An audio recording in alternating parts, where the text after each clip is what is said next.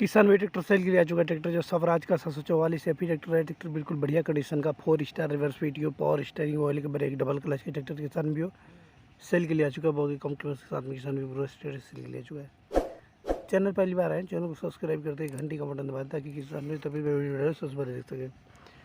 पीछे देखा तो हाइड्रोलिक ऑरिजिनल डबल डिस्ट्रीब्यूटर लगा 1500 kg हाइड्रोलिक की क्षमता है।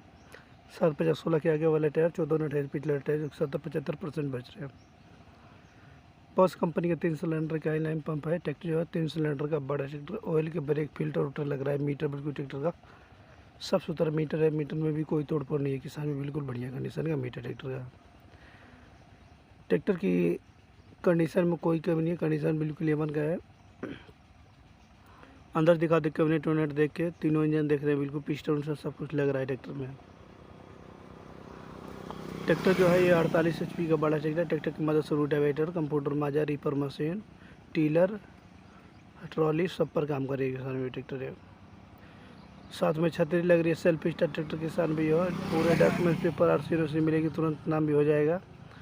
मॉडल की बात करें, मॉडल जो है ये 2017 का मॉडल है। इस ट्रैक्टर किसान भी फाइनेंस करा पाएंगे, मात्र 1,90,000 में ट्रैक्टर फाइनेंस हो जाएगा।